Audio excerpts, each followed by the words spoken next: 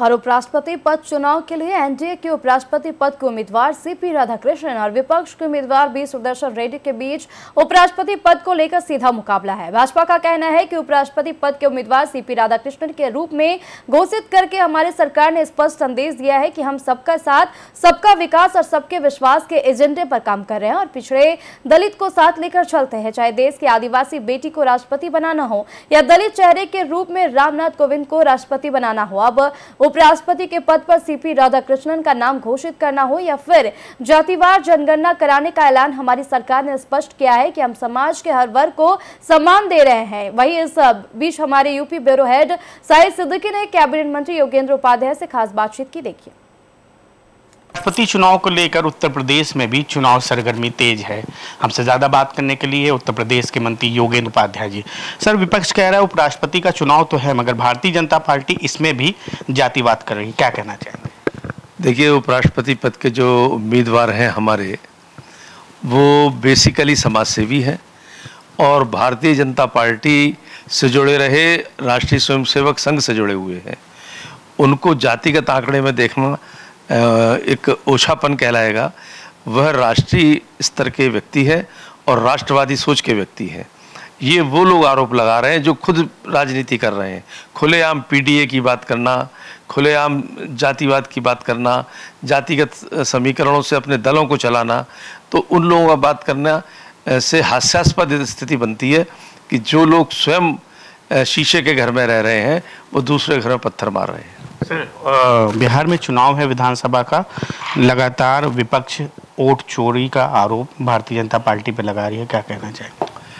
पहले उन्होंने मशीन पे आरोप लगाया, फिर संविधान बदल देंगे ऐसे आरोप लगाए, अब एक नया परसेप्शन रखना चाहते हैं कि वोट चोरी हो रहा है। अगर वोट चोरी हो रहा है तो जिन स्टेट्स में कांग्रेस की सरकार है या विपक्ष की सरकारें हैं वो कैसे आ गई? ये सिर्फ उनका खामख्याली है। और जहाँ तक वोटर लिस्ट को दुरुस्त करने का सवाल है, ये हमेशा होती आई रही हैं, होती चाहिए भी। जो लोग मर चुके, मैं आपसे पूछना चाहता हूँ आपके माध्यम से, जो लोग मर चुके अगर उनका नाम वोटर लिस्ट में है तो कटने चाहिए। जो लोग इस देश के नागरिक नहीं हैं वो उन लोग के नाम कटने चाहिए। क्यों जुड़ जाएंगे भाई? और कितनी खतरनाक स्थिति बन जाएगी कि जो लोग अगर वोटर लिस्ट में आ गए और इस देश के नागरिक नहीं हैं तो वो चुनाव भी लड़ सकते हैं, सदन के सदस्य भी बन सकते हैं। तो जो ऐसा किसी हमारे संविधान में नहीं है कि गैर नागरिक व्यक्ति चुनाव लड़ सकता हो। तो इसलिए अगर वो चुनाव पे ऐसा आरोप लगाते हैं तो सिर्फ वातावरण खराब कर रहे हैं। और सिर्फ इसमें अकेले वो नहीं है, विदेशी शक्तियां भी शामिल हैं जो कि मोदी जी सरकार को देखना नहीं चाहती या उनकी आंखों में मोदी सरकार जैसी राष्ट्रवादी सरकार खटकती है। सर, मुस्लिम वोट को लेकर विपक्ष एकजुट है।